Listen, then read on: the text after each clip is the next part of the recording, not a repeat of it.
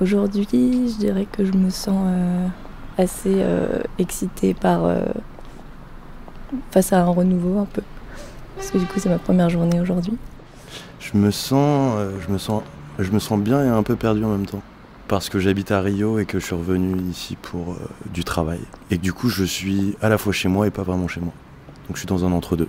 Je me sens bien, je sais pas. Je me sens, ça va, comme tout le monde, voilà. Et des fois ça va, des fois ça va pas. Aujourd'hui, je ressens de la joie. Et j'ai fait des choses sans réfléchir, juste parce que j'en ressentais l'envie ou le besoin. Et donc du coup, c'est assez libérateur. J'ai passé une bonne journée, une bonne soirée, et là, je me sens apaisée. Est-ce que vous sauriez le dire, ce que vous ressentez, vous ? Vous avez le mot exact pour décrire ce qui vous traverse, ce qui vous travaille depuis que votre réveil a sonné ce matin et que vous êtes levé un peu maussade ou tout excité ? Vous sauriez dire ce que vous ressentez là tout de suite en écoutant ma voix ? De la surprise ? De la curiosité ? De la joie d'avoir enfin trouvé un moment tranquille pour écouter un podcast ? Peut-être de l'appréhension en découvrant cette nouvelle émission dont vous ne savez encore rien du tout ? On dit que c'est difficile de mettre des mots sur ce qu'on ressent. Peut-être parce que on ne sait pas toujours bien ce qu'on ressent, ni pourquoi. Parce qu'on est souvent un peu perdu dans le fouillis de notre jungle intérieure. C'est justement ça que j'ai envie d'explorer dans ce podcast. Je m'appelle Adélie Pojman-Pontet, bienvenue dans Émotion.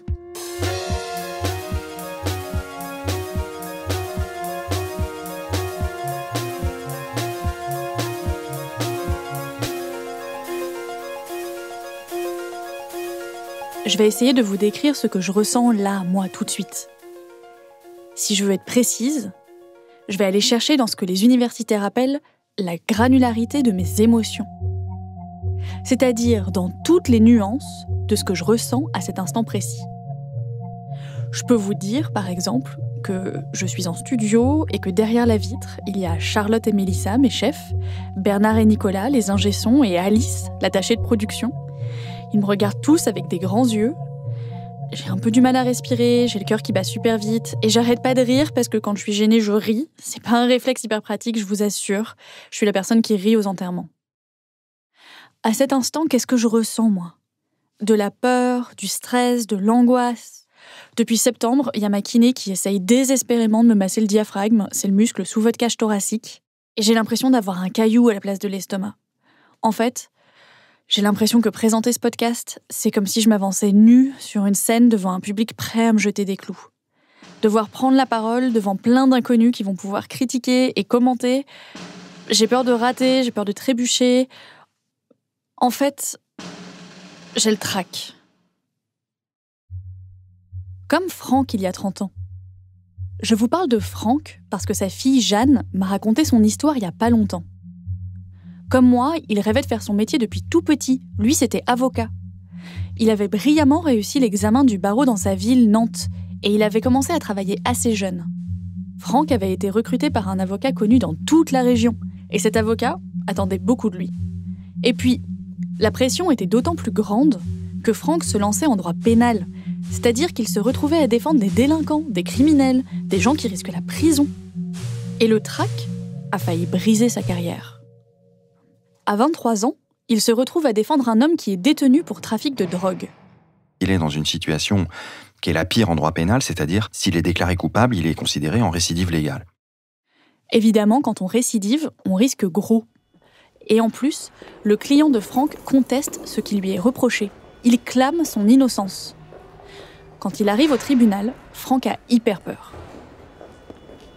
C'est un ancien palais de justice, Troisième République, une salle avec du parquet, une barre en bois, des bancs de la défense en bois, un box avec des croisillons. Et je me souviens très bien que cette affaire va être jugée en premier et que l'on va être dans une salle qui va être comble. La salle est pleine, c'est le printemps et il fait très chaud dans le tribunal. Franck transpire sous sa robe noire. Il y a le public qui voit en lui quelqu'un de compétent. Quelqu'un qui connaît son dossier sur le bout des doigts, dont on attend la prestation parce qu'elle va sauver son client. Et puis il y a ses nouveaux collègues aussi. Et les avocats des autres cabinets qui l'attendent au tournant. Et le regard des confrères, surtout dans les premières années, est toujours important. J'étais repéré déjà, ça faisait 1 an et demi à peu près que j'étais avocat. On savait chez qui j'étais avocat. Cet avocat, mon mentor, qui était réputé pour former des gens aussi rigoureux que lui l'était, ça participait indéniablement de mon stress. Le regard de ses pairs est plus difficile à supporter que le regard d'un public. Mais dès le début de l'audience, les choses prennent un mauvais tour entre le client de Franck et le juge. Le dossier est à charge et le client continue de se dire innocent. Quand l'audience commence, il commence à se passer ce que je crains, c'est-à-dire une confrontation entre le magistrat qui préside et mon client sur le thème. Je me demande si, monsieur, vous êtes tout à fait conscient des éléments qui existent dans le dossier. Je me demande si vos contestations ne sont pas le signe de votre volonté de se moquer du tribunal. Après le juge, c'est le procureur qui prend la parole. Il annonce la peine à laquelle il voudrait voir le client de Franck condamné, 5 ans de prison, ferme. Et le procureur se lève, il expose tout le mal qu'il pense de mon client et toute la certitude qu'il a qu'il faut le condamner à une très forte peine en réponse à la fois à ce qu'il a fait selon lui et à son attitude dans le dossier et à l'audience. Dans le tribunal, il y a 3 parties. Le procureur qui demande la peine, l'avocat qui défend son client et le juge qui vient trouver le bon équilibre entre les deux. Au moment où Franck s'apprête à prendre la parole, il a le sentiment que tout le monde est contre lui. Je me demande si je vais arriver à être suffisamment éloquent pour attirer les juges dans une autre direction qui me semble vraiment, sincèrement, qui me semble devoir être prise, qu'ils pensent ou non que mon client soit coupable. Je me demande si c'est possible que je sois à la hauteur. Franck se lève, s'avance à la barre devant les 3 juges et il se lance dans sa plaidoirie. Et alors que je prononce une phrase qui doit se terminer par le nom de mon client, je bloque. Je suis incapable de prononcer le nom de mon client. J'ai oublié, là, en train de plaider, en pleine audience, devant tous ces gens qui sont derrière moi pour le public, à côté de ses confrères qui sont à côté de moi. J'ai oublié le nom de mon client. Je suis trempé de sueur, je baigne dans une chaleur qui est terrible. Il me manque 3 mots. Le prénom et le nom de mon client précédé de monsieur. C'est ce silence, c'est le silence de ma voix, c'est le silence de mon esprit, c'est le silence de cette salle d'audience. Les murs me renvoient le silence qui continue, qui dure, et auquel je ne vois aucune fin et je n'ai aucune ressource. Les juges voient que je ne finis pas ma phrase, que ma phrase a la vocation à être achevée par le nom de l'homme là, dont on a déjà parlé des dizaines et des dizaines de fois depuis que l'audience a commencé. Et alors, un des membres du tribunal, je me souviens très bien, c'était l'assesseur de droite, va se pencher vers moi alors que je suis à 4-5 mètres de lui. Il est sur une estrade, moi je suis en bas des marches. Il va se pencher vers moi et il va me souffler le nom de mon client. Il va le souffler fort pour que je l'entende en pleine salle d'audience. Il le souffle pour aider Franck, bien sûr, mais c'est pas comme ça que Franck le prend. Je vais l'entendre comme, justement, une gifle, comme la preuve de ma terrible incompétence. Le client de Franck a bien écopé de la peine requise par le parquet, 5 ans ferme. Mais après tout, c'est pas la seule affaire difficile que Franck a eue dans sa vie, ni la seule qu'il a perdue. Pourquoi ce souvenir reste si vivement fiché dans sa mémoire? Pourquoi 30 ans après, il se souvient encore de la chaleur de la salle d'audience et de la sueur qui lui coule le long du dos? Qu'est-ce qui, dans ce track et dans le regard que les autres ont posé sur lui ce jour-là, avait tellement d'importance ? Alors j'ai posé la question à une psychiatre, Christine Barrois. En fait, le trac vient du jugement d'autrui. C'est-à-dire que j'anticipe de manière négative quelque chose c'est vraiment une hypothèse que je fais, et c'est ça qui me met déjà dans l'anxiété sociale, dans l'anxiété de représentation. Christine Barrois explique que c'est l'instinct grégaire qu'on a tous en nous, c'est-à-dire l'instinct qui nous pousse à vivre en groupe, en société, qui fait qu'on a peur de l'avis des autres. Car si leur avis est négatif, ils pourraient nous rejeter, et seul, personne ne survit. Qu'est-ce que ça dit de moi si je ne reçois pas l'approbation des autres ? Ça veut dire que je ne suis pas suffisant pour être dans ce groupe, ça veut dire que je vais être regretté de ce groupe, ça veut dire que je vais être exclu, et ça veut dire que je suis abandonnée. Et les angoisses d'abandon, c'est un peu comme des angoisses de mort, c'est-à-dire que je meurs. J'y arrive pas, je vais mourir. Donc si on se trouve tout seul, on meurt. Exactement, quelqu'un tout seul meurt. Le trac, c'est donc anticiper d'être rejeté par le groupe dont on fait partie. Ou dont on veut faire partie. Et c'est évident en fait. C'est ce qui donnait le trac à Franck devant ses confrères il y a 30 ans. Et c'est ce qui m'obsède moi depuis des semaines. C'est ce que les gens vont penser de l'émission, de moi, de ma voix. Enfin vous voyez l'enjeu quoi. J'ai pas envie de décevoir ni vous, ni mes chefs, ni moi. Et franchement, c'est pas une peur absurde. Les autres peuvent décider de manière formelle ou non de nous rejeter. Par exemple, je pourrais rater cette émission, vous pourriez ne plus jamais écouter ce podcast et mettre de mauvais commentaires sur iTunes, s'il vous plaît, le faites pas. Ces autres, dont on craint le regard, quand on a le trac, ils ont un vrai pouvoir sur nous. S'ils nous rejettent, ce sont nos projets d'avenir, l'identité qu'on s'était construite ou qu'on s'était rêvée, les liens avec les gens qui nous entourent qui peuvent s'écrouler. Et c'est un peu ce qui est arrivé à Aloïs. C'est impossible que vous me viriez, enfin ça n'a pas de sens. Comment est-ce que c'est possible ce truc-là ? C'est pas possible. Pour comprendre l'histoire d'Aloïs, il faut revenir 10 ans en arrière, à son année de seconde, option art plastique, dans un lycée d'Angoulême. Dans cette classe, je rencontre donc pas mal de gens, notamment 3 personnes qui vont devenir très importantes dans ma vie ensuite. Vous voyez ces bandes d'ados inséparables ? Une clique qui a l'air hyper soudée ? Ça, c'est le genre de bande que moi j'aurais rêvé d'avoir quand j'étais ado. Et Aloïs et ses potes... Rupert, Théo et François. C'était ça. Alors, ces 3 personnes vont devenir importantes parce qu'en fait, elles partagent le même rêve que moi. On partage tous les 4 le même rêve. Et notamment pour révolutionner le monde de la BD, rien que ça. Donc, on rigolait avec ça, mais on était quand même un petit peu sérieux. Et donc, on travaillait, on dessinait, on s'amusait tout le temps avec le dessin. Bref, on était tout le temps fourrés ensemble et on dessinait tout le temps. Au moment du bac, ils décident tous les 4 de passer à la même école, les Beaux-Arts d'Angoulême, qui est spécialisée dans la BD. Et comme par miracle, on a tous les 4 été reçus donc, aux Beaux-Arts après le concours. Sauf que voilà, quand on est aux Beaux-Arts d'Angoulême, il faut passer 2 €, un à chaque semestre. On se retrouve devant 4 professeurs et il faut défendre les projets artistiques qu'on a réalisés pendant le semestre. C'est noté sur 10, et si vous avez moins de 5 à l'un des 2 €, vous êtes viré. C'est pas la moyenne des 2 € qui compte, c'est vraiment la note de chaque oral.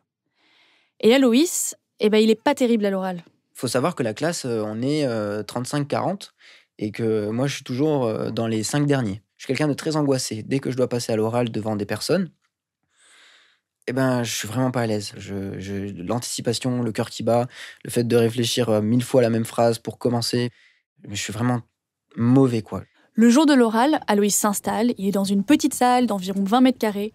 C'est petit, rassurant et plutôt intimiste. Les profs arrivent vers moi, je commence à parler, je commence à sortir 2-3 petites blagues, je commence à parler de mes projets un peu farfelus, un petit peu tirés par les cheveux, mais en même temps assez amusants. Et les profs sont réceptifs, ils rigolent.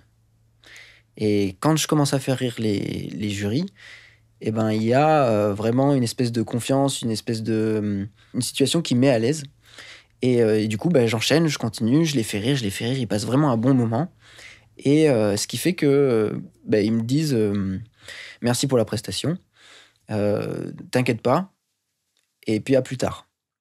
Les résultats tombent le soir même, et bingo, Aloïs a 9 sur 10. Ah, le truc de fou, quoi. Il est premier ex-aequo de sa promo. Ouais, je plane. Je suis exactement à l'endroit où je dois être. C'était irréel pour moi. À la fin du 2e semestre, il y a le 2e oral à passer. Sauf que là, c'est différent du premier bilan, c'est que mes proches, mes potes, etc. me disent, toi, de toute façon, ça se passera bien. Arrivé au 2e bilan, je me retrouve pas dans l'arrière-salle, mais bien dans la salle principale. Elle fait plus de 100 mètres carrés. aucun rapport avec la salle du premier oral, qui était petite et intimiste. La deuxième, elle est beaucoup plus impressionnante. Et ce qui fait qu'il y a plus de monde.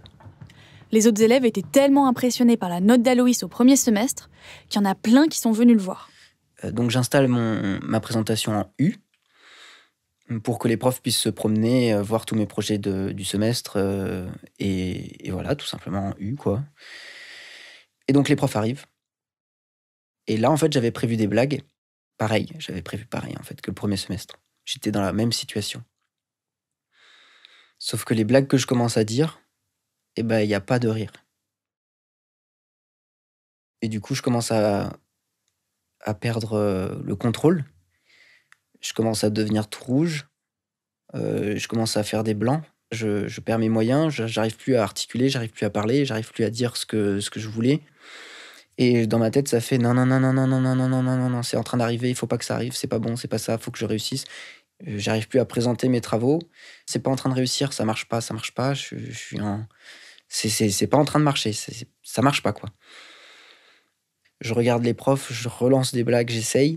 Ça les fait toujours pas rire. Ils me regardent, ils fuient mon regard, ils se regardent entre eux, ils regardent tout le monde. Enfin, tout se croise devant moi et je suis genre statique.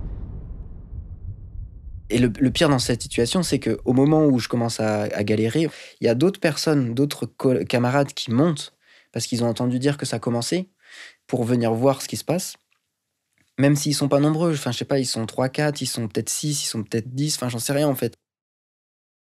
Aloïs perd tellement ses moyens qu'il en oublie de présenter son projet principal, le truc qui avait plu à tous ses profs et aux autres élèves au cours du semestre. Dans le public, il y a un de ses 3 amis, Théo. Il le soutient du regard, lui dit oui de la tête, comme pour dire « T'inquiète, ça va passer, mec ». Mais vous savez, genre le oui de la tête, mais avec les sourcils tristes. À la fin de l'oral, Théo essaye de réconforter Aloïs. Et il y a du coup Théo qui me dit « T'inquiète pas, ça va passer, de toute façon t'as une 9 sur 10, donc là forcément tu vas avoir, je sais pas, peut-être tu vas avoir 6, tu vois, ou 5 et demi, j'en sais rien. Mais ça va passer, ils vont pas te virer, c'est impossible qu'ils te virent. » Ok. Au moment où les résultats vont tomber, on sait déjà que 3 personnes vont se faire virer. Mais il y en avait une 4e. Et forcément, vous en doutez, la 4e, c'était moi. Aloïs a eu 3 au deuxième oral. Et du coup, je me rappelle, après, on s'est retrouvés avec Rupert et Théo dans le coin, là, et on s'était mis dans un spot qu'on avait, et on était là, mais tellement triste. Ils m'en voulaient tellement, et en même temps, il y avait tout qui tombait, en fait. Le fait que je parte, ils m'en voulaient terriblement, parce qu'en fait, j'avais pas réussi à rester, et du coup, il y a toute notre fusion, enfin, tout ce truc-là qui disparaissait avec moi, en fait. Ce qui est marrant, c'est que d'après mes recherches, la plupart du temps, le trac est censé justement éviter ça, éviter qu'on trébuche sur scène.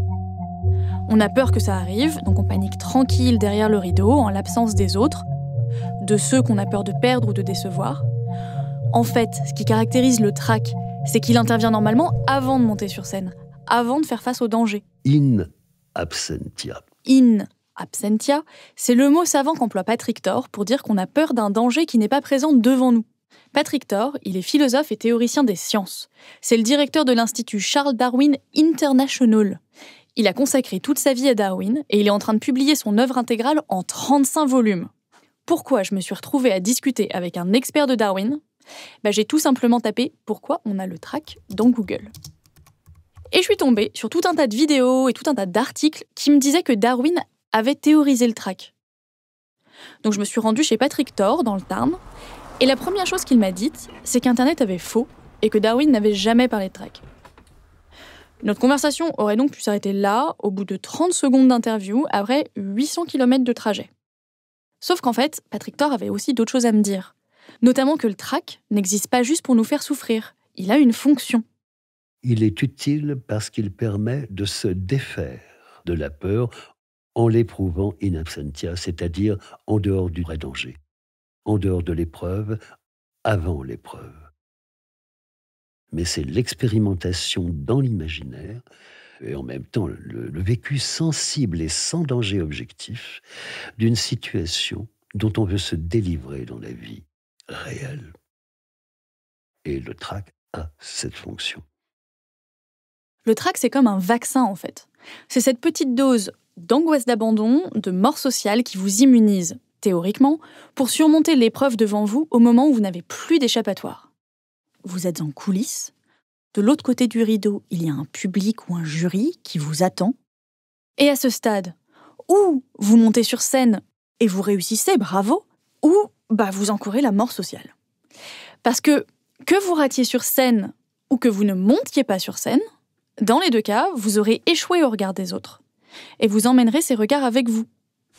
Et si vous en avez quelque chose à faire de ce jugement des autres, ne culpabilisez pas, c'est le propre de notre condition humaine. Seuls les gens ont le trac. C'est pas comme la peur. Un hamster a peur, un humain, il a peur, et il a le trac.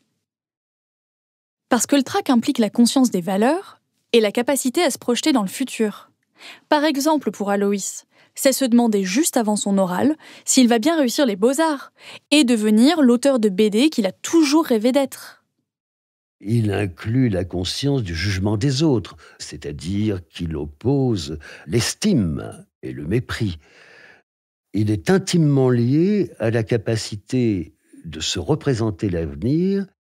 Là, je reprends les termes de Darwin, et à l'intériorisation de ce que Darwin précisément nomme l'importance accordée à l'opinion d'autrui. En fait, chez Darwin, selon Patrick Thor, c'est une question d'éthique qui se joue là. Les humains seraient constamment traversés par deux formes de désirs contradictoires. Le premier, c'est le désir immédiat qui nous pousse à vouloir acquérir quelque chose ou à en jouir. Le deuxième désir, c'est un désir à long terme. C'est celui qui nous permet justement de vivre en société les uns avec les autres. Et ce désir-là, qui est plus durable, c'est d'obtenir l'approbation d'autrui.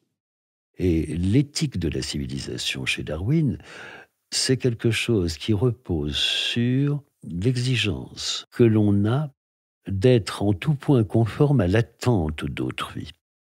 C'est-à-dire que le prix que l'on accorde à l'opinion que l'autre a de nous-mêmes est ce qui structure en fait au niveau des individus la cohérence de la civilisation.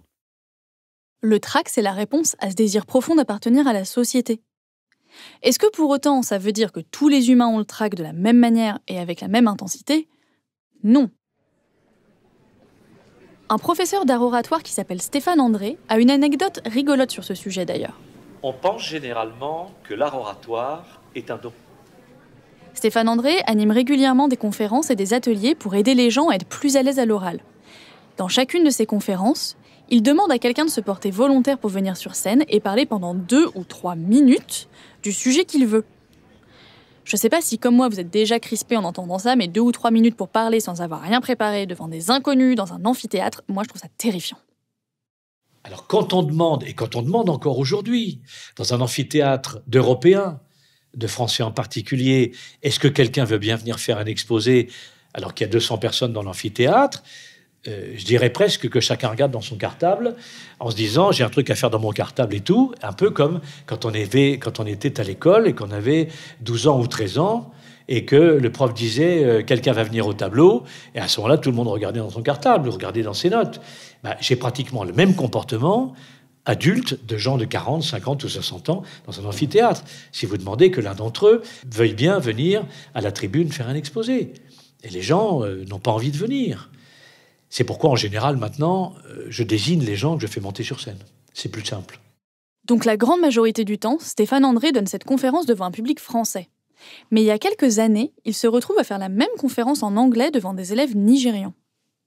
Au moment où je leur ai demandé que l'un d'entre eux veuille bien descendre les degrés de l'amphithéâtre pour venir s'asseoir à la tribune et faire un petit exposé sur un thème de son choix, quand j'ai eu fini de parler, quasiment la totalité, il faut dire que je parlais depuis pratiquement 1 heure, la totalité de l'amphi s'est levée et tous ces gens jouaient des coups d'entre eux à qui arriverait le premier en bas à la tribune pour faire son exposé. Et pour moi, ça m'a fait un choc incroyable parce que jamais je n'avais eu une telle envie de parler en public devant un amphi de français. Et j'ai compris que finalement le trac était d'origine culturelle, donc ça veut dire pas personnel.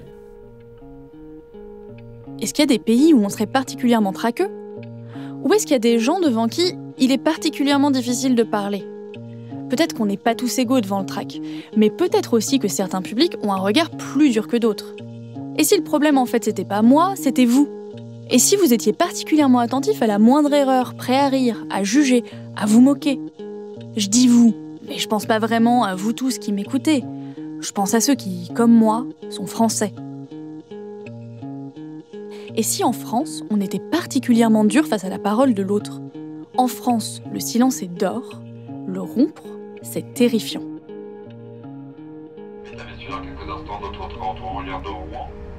Et c'est Roberte Langlois, qui est à la fois institutrice en maternelle et chercheuse en sciences de l'éducation, qui m'a expliqué pourquoi. Elle a notamment écrit une thèse sur la place de l'oralité dans l'école française. Et elle m'a reçue chez elle, à Rouen. Petit café pour démarrer Oui, je veux bien, s'il vous plaît. On va se mettre... je pense qu'on va se mettre ici, non? Quand je suis arrivée dans son salon, il y avait sur la table un exemplaire du journal Le Monde. Moi, je vous ai... Je sais pas si ça vous intéresse, justement, mais tout m'intéresse. Roberte me tend le journal qui est daté du 3 septembre, la veille de mon arrivée, et qui contient une interview du comédien Jacques Weber. Dedans, Weber raconte justement qu'il a été traumatisé par son éducation. Et alors, le dimanche, le lundi 3 septembre, je lis, je reçois Le Monde, là, et je vois la page de Jacques Weber, il y a toujours une page rencontre avec un comédien, enfin un homme public, pour un petit peu savoir qui il est et pourquoi il en est arrivé là. Alors Jacques Weber raconte, je suis marqué au fer rouge par l'éducation nationale. Donc il raconte qu'il était un cancre dans une famille où il fallait être intelligent et le mépris de son père. Alors je l'ai encadré parce que ça illustre tout à fait. Le journaliste dit à Weber, vous dites avoir été un cancre. Est-ce que vous n'aimiez pas l'école ou l'école n'était pas faite pour vous? Weber répond, c'était réciproque. Je n'aimais pas l'autorité de l'école et sa foncière injustice. J'avais des difficultés car j'étais très introvertie, j'écrivais mal parce que j'étais hyper nerveux et très émotif. On me disait que j'étais nul, crétin. Mon père en rajoutait une couche en me lançant « Les petits imbéciles n'ont pas la parole à table ». Les petits imbéciles n'ont pas la parole à table. Le droit à la parole. C'est très français, ça, comme expression.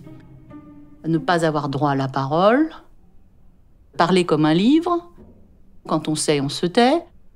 Voilà, toutes ces expressions qui donnent la nature de la parole au niveau de l'école, des enfants, même au statut familial finalement. Ce qu'elle m'explique, c'est que l'éducation française laisse vraiment peu de place à l'oral. Quand on a le droit de parler, c'est pour lire en fait. Lire à voix haute un texte écrit, réciter une poésie écrite. Mais les élèves ont peu la liberté de s'exprimer, de donner leur point de vue. Et en fait, c'est pas un hasard. Laissez-moi vous présenter Ferdinand Buisson et son dictionnaire de l'éducation publié en 1882. Sur sa page Wikipédia, Ferdinand a l'air d'un monsieur typique de la Troisième République. Il est chauve, il a une grande moustache kirbique et des petites lunettes posées sur le nez. Et son dictionnaire, qui compile tout ce qui se dit à l'époque sur l'éducation, des articles de loi, des débats à l'Assemblée, définit les bases de l'école de la République, qui resteront plus ou moins les mêmes, à peu de choses près, jusqu'en 1972. Ce qui est intéressant, c'est dans le dictionnaire de Ferdinand Buisson, il est quand même écrit, il y a bien de l'oral à l'école, c'est le dialogue pédagogique qui se définit comme le maître pose une question, l'enfant répond. Vous vous rendez compte que c'est le seul dialogue valable à l'intérieur de la salle de classe? Pas les élèves posent des questions, pas les élèves suggèrent des idées, pas les élèves tâtonnent ni débattent. Juste, le maître pose une question et l'élève répond. Comment on en est arrivé là? Il faut remonter 4 siècles plus tôt, à la Renaissance. Jusque-là, c'était les religieux qui enseignaient. Et tout se faisait à l'oral, et notamment en latin. Et à la Renaissance, on entre dans une période de questionnement de fond sur la place de l'écrit. D'abord, il y a l'imprimerie qui arrive en France en 1470. Et puis il y a aussi le protestantisme qui arrive 50 ans après, et qui met la Bible, donc le livre, au cœur de sa pratique religieuse. Et puis enfin, il y a les jésuites. C'est quoi les jésuites? C'est un ordre religieux qui naît à cette époque-là aussi. Mais surtout, ce sont les gens qui, au sein de l'Église, sont complètement focalisés sur l'instruction. Et ces jésuites, ils donnent une importance immense à l'écrit. Et vous croyez peut-être que ça ne vous concerne pas, mais si en fait. Parce que l'enseignement jésuite a irrigué toute l'éducation en France. Les jésuites ont créé une école de contrôle. Il fallait contrôler les élèves, et on les a contrôlés par les exercices écrits. Et la seule parole qu'ils autorisent, c'est une parole contrainte. Les jésuites, ils ont développé aussi la rhétorique. Qu'est-ce que c'est la rhétorique? C'est j'écris un texte que je vais oraliser. Il développe une parole qui ne fait que mimer l'écrit. Bon, et puis il y a aussi le cours magistral. Alors, les jésuites, ils ont repris ce qui se passait à la religion, c'est-à-dire que le prêtre, le dimanche, il parlait à l'assemblée. Il était seul face à un auditoire central, un petit peu surélevé comme sur une estrade. Et à l'école de Jules Ferry, il y avait bien l'estrade, où il y avait le bureau et le maître. Qui parle à l'école, si ce n'est les profs? Donc dites-vous qu'à ce stade, pour les écoliers français de la Renaissance, prendre la parole devant les autres de manière libre et naturelle, c'est déjà pas simple. Mais ça va encore s'aggraver. Parce qu'à partir de la Révolution, l'idée germe qu'il faut éduquer le peuple. Avant, l'éducation, c'est un truc de noble, de riche ou de religieux. Permettre au peuple d'accéder à l'éducation, c'est le fondement de la démocratie. Mais pour devenir un corps politique, pour pouvoir débattre, c'est quoi la base? C'est parler la même langue. Problème, les gens en France parlent des patois différents. Il faut donc leur apprendre une langue commune. Évidemment, il faut du temps pour que ça se mette en place, tout ça. C'est ce qui nous amène au XIXe siècle et à la Troisième République de notre ami Ferdinand Buisson. Et c'est là que commence le vrai bras de fer entre l'écrit et l'oral. Pour inculquer le français aux petits écoliers de la Bretagne jusqu'à Nice, il faut faire taire les patois. Si on laissait s'exprimer les enfants, les petits bretons dans les classes, par exemple, ils s'exprimaient en breton. C'était leur langue. Donc surtout, il ne fallait pas qu'ils s'expriment en breton, puisqu'il fallait qu'ils apprennent le français. Et qu'ils parlent que français. Et c'est par l'écrit qu'on va unifier. Par A, B, C, D, l'apprentissage des lettres, l'apprentissage de l'écriture. Le système éducatif français s'est créé sur ce déséquilibre, sur cette tension. Donc on arrive à la fin du XIXe siècle, avec un Jules Ferry et un Ferdinand Buisson, qui, pour faire aboutir le projet révolutionnaire, et dans la droite lignée des changements qui ont commencé à la Renaissance, vont rendre la prise de parole en classe hyper risquée. Ça, c'est ce que Robert Langlois appelle le statut de l'erreur. Par exemple, les enfants français, alors ça se voit à l'écrit, là je ne parle pas de la parole, mais lorsqu'ils ont peur de ne pas savoir, ils s'abstiennent, ils ne répondent pas. Les autres enfants, ils répondent. Dans tous les autres pays, ils répondent même s'ils ne savent pas. Le statut de l'erreur, se tromper, oh, j'ai raté, oh maîtresse, j'ai raté, je me suis trompée. Eh ben, c'est une tare qui fige la confiance en soi, parce que y a cette idée qu'il faut toujours réussir, et donc c'est dans la tête des parents. L'enfant, il n'est pas sûr, une fois qu'il a raté, il ne refait plus. Ça vous rappelle des souvenirs? Donc certes, le trac est universel. Penser au regard des autres fait partie de la condition humaine. Mais quand vous avez grandi en France, où l'on vous apprend à ne pas prendre la parole, ou que vous devez parler devant des Français qui pensent que votre parole ne vaut que si elle ressemble à du Victor Hugo déclamé, clairement on comprend que votre trac s'aggrave. J'ai eu envie d'en parler avec quelqu'un qui n'est pas français justement, mais qui est souvent confronté au regard des Français. Je m'appelle Sébastien Marx et je suis un humoriste. C'est-à-dire, je monte sur scène et je raconte des blagues et je joue en français et en anglais. J'ai retrouvé Sébastien dans un café à Montreuil avant qu'il monte sur scène. Il avait plein de choses à me dire sur les Français. Une fois, j'étais dans la rue, je parlais avec un ami français, je parlais en français au téléphone. J'étais sur une place, je ne sais pas si c'était la place Tertre ou chose comme ça, et j'ai dit titre, j'ai fait une faute, et quelqu'un juste à côté de moi, un piéton juste à côté, m'a corrigé. Il t'a dit quoi exactement? C'est une femme, elle a juste dit c'est Tertre. Mais même pas bonjour, hein, c'est juste, elle a entendu que j'ai fait une faute. C'était dans ses oreilles, c'était inadmissible. Elle a osé, elle avait le culot de corriger un étranger, évidemment un étranger, qui parlait au téléphone à quelqu'un d'autre d'une façon mal polie, parce que j'étais, dans ses yeux, impoli d'avoir un peu mal prononcé sa langue. Je pense que c'est une question de politesse, vraiment? Non, je ne pense pas que c'est une question de politesse. Je pense que c'est une question de droit à l'erreur. Je pense qu'en France, j'étais prof de la langue anglaise à une école française. J'ai vu à quel point l'importance est mise sur l'écrit. C'est-à-dire qu'il y a des dictées qui sont très importants apparemment en France. Et c'est très maître qui récite des choses à des élèves. Et les élèves doivent se taire et juste noter. Par rapport aux États-Unis, on met beaucoup plus d'importance sur un dialogue. Et les élèves, ils ont souvent le droit. Ils sont même poussés à se poser des questions et de faire des erreurs, de poser des questions bêtes. Et en France, j'ai l'impression que ça ne se fait pas. C'est-à-dire, si on ose poser une question, la maîtresse va dire, ou le maître va dire, non, il ne faut pas parler maintenant, après, ou si on fait une faute, c'est assez grave. Et en plus, la langue est tellement difficile que finalement, on va faire des bêtises. avec cette langue. C'est tellement facile à faire des fautes. Si je dis « on » au lieu de « un », c'est un autre mot. Et c'est un autre mot, et les gens ne vont pas comprendre, et ils ne vont pas être sympas sur le fait qu'ils n'ont pas compris. Je trouve qu'ils vont dire « mais je n'ai pas compris ». Et on te regarde comme si tu racontais la pire chose du monde. C'est que je ne comprends rien. Parce que le problème aussi, c'est que si tu dis à quelqu'un « un baguette » au lieu de « une baguette », ils ne peuvent même pas faire l'effort de peut-être deviner. Mais ils vont faire croire que tu dis n'importe quoi. C'est dire un baguette, c'est exactement comme si tu disais blablabla. Mais je trouve que oui, il y a moins d'acceptation de l'erreur, justement. J'ai rien dit, j'ai rien dit. Maintenant, tu vas plus me corriger. Et est-ce que, je sais pas si tu fréquentes beaucoup d'autres expats américains en France, est-ce que c'est un truc dont genre, vous parlez entre vous, genre ces Français, ils sont trop méchants? Oui, je dirais pas forcément méchant, mais qui juge. Moi, en tant qu'humoriste aussi, on monte sur scène des vents de public français. Et en tant qu'Américain, on a souvent aux États-Unis des publics assez accueillants. C'est-à-dire, ils vont dans un comedy club parce qu'ils ont envie de rire. Et donc, ils sont partants sur un bon a priori. Ils disent, OK, là, on est dans un comedy club, la personne qui va monter sur scène est forcément drôle, on va rire. Mais aussi, c'est le lieu qui compte beaucoup. C'est-à-dire que là, c'est un club, c'est-à-dire qu'il y a des petites tables, tout le monde boit, tandis qu'en France, c'est un théâtre. Donc, il y a une espèce de cadre très clair qui fait aussi, qui peut-être peut rappeler, maintenant que j'y pense, une salle de classe. C'est-à-dire qu'il y a quelqu'un qui parle et le public ne parle pas. Et en tant que stand-upper, souvent le stand-up marche très bien quand il y a une petite réaction, interaction entre les deux. Et du coup, des fois, c'est difficile. Je pose des questions dans le public français et ils n'osent pas répondre. Ou une personne et tout le monde le regarde. Et donc, oui, il y a cette appréhension. Dans un premier temps, ils ont un a priori négatif. Ils ont le bras croisé. Ils vont dire, OK, fais-moi rire.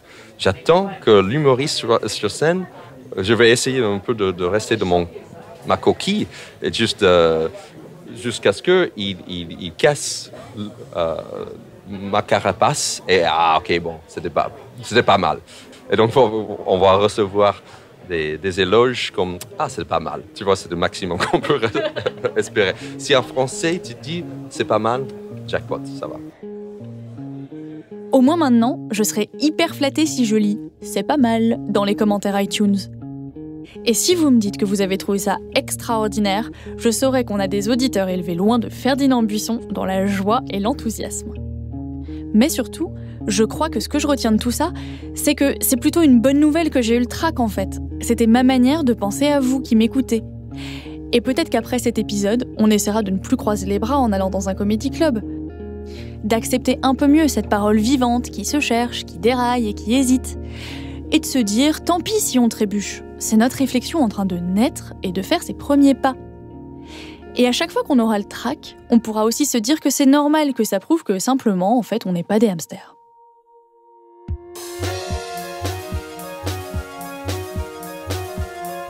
C'était Émotion, un podcast de Louis Média que vous pouvez vous empresser de suivre sur tous les réseaux sociaux, sur les comptes @émotionpodcast, émotion avec un S, sur Twitter, Facebook et Instagram. Pour ne rater aucun épisode, retrouvez-nous là où vous avez l'habitude d'écouter vos podcasts, sur iTunes, Google Podcast, SoundCloud, Spotify ou YouTube. Vous pourrez aussi nous laisser des étoiles, des commentaires un peu partout pour nous dire si ça vous a plu, et n'hésitez pas à le recommander à vos proches. Les interviews ont été réalisées par Jeanne Boézek, Alice Boulot, Iris Ouedraogo, Maureen Wilson et moi-même. Alice m'a aussi aidée dans les recherches. Jean-Baptiste Bonnet, Claire Cahu, Tristan Mazir, Bernard Natier et Nicolas Vert ont assuré la réalisation, la création sonore, l'enregistrement et le mixage de cet épisode. Nicolas Degélis a composé la musique et Jean Mallard a réalisé le logo. Merci à Mélissa Bounoua et Charlotte Pudlowski pour la direction éditoriale et la production. Merci évidemment à tous nos interlocuteurs de nous avoir accordé de leur temps. Vous pourrez retrouver leurs œuvres et leurs références sur notre site louismedia.com. Retrouvez Émotion un lundi sur 2. Et en attendant le prochain, s'il vous est arrivé une histoire forte en lien avec une émotion, n'hésitez pas à m'écrire sur Twitter @apjzpty ou hello@louismedia.com. À très bientôt!